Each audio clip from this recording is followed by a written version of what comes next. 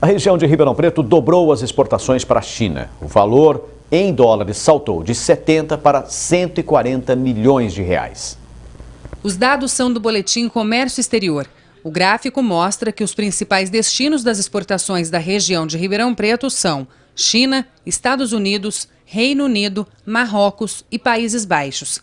Destaque para a China, que dobrou as exportações em agosto deste ano comparado ao mesmo mês de 2014.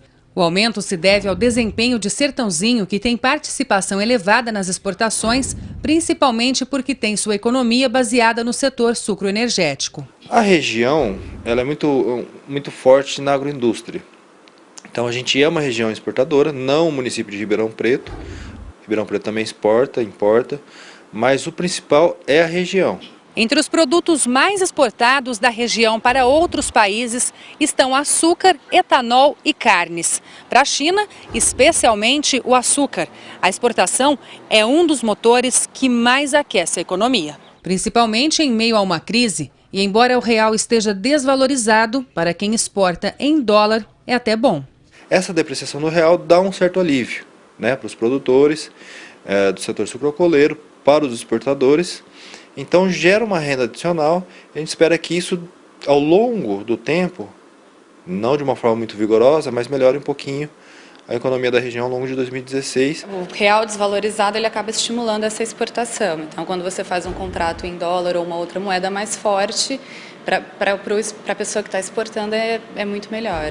Esta advogada, especialista em comércio exterior, explica que existe autonomia privada da empresa exportadora, que decide, inclusive, a moeda a ser utilizada na negociação. A partir do momento que você decide fazer um contrato, você vai exportar uma mercadoria para a China, por exemplo, nesse contrato vocês vão estabelecer qual a legislação que vai ser aplicada, se vai ser numa eventual desavença comercial.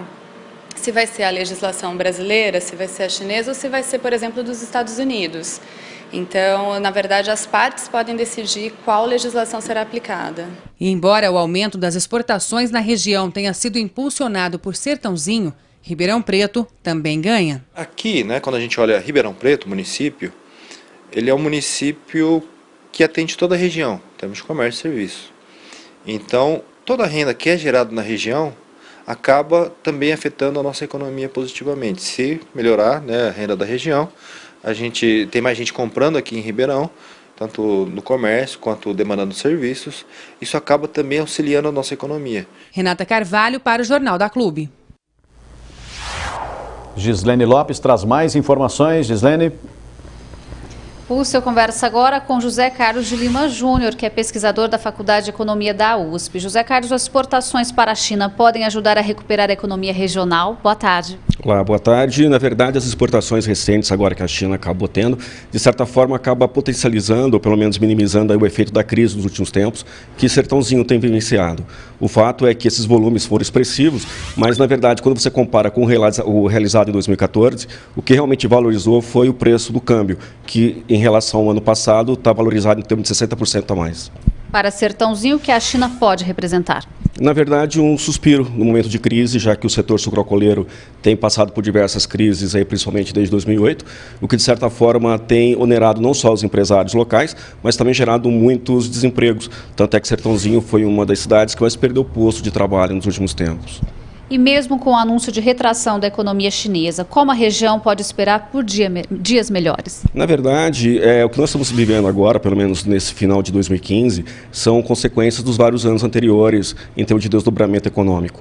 O que a gente pode dizer é que Ribeirão Preto, pela parte de serviço e de comércio, ele vai acabar sentindo sempre muito mais atrasado do que, por exemplo, quando você compara com o Sertãozinho. Os setores que mais sofreram inicialmente foram, primeiramente, a parte industrial, agora está começando a chegar na parte de serviço e comércio, e por isso que Ribeirão Preto vai sentir sim esse impacto nesse momento. Para a nossa região, qual seria o melhor do comércio exterior? Na verdade, eu acho que deve ser feito não só para a nossa região, Ribeirão Preto, mas para o Brasil como um todo, é uma política de desenvolvimento que foque a abertura de novos mercados.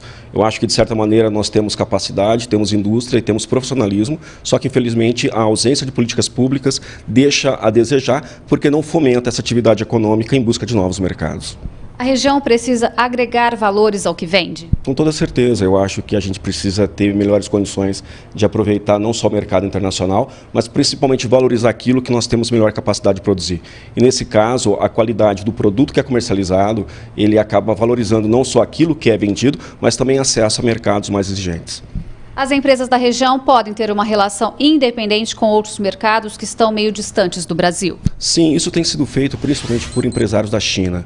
Os empresários da China têm feito vários acordos bilaterais, o que de certa maneira acaba saindo, não fazendo parte de muitos blocos, porque quando você tem um bloco, são países comercializando. Isso não significa que um empresário local não possa fazer negócio com outro empresário. Então, nesse caso, sim, existe essa possibilidade e deveria até de ser fomentada. Ok, José Carlos, muito obrigada pela sua participação no Jornal da Clube. E daqui a pouco eu volto com outras informações. É com você, Pucci.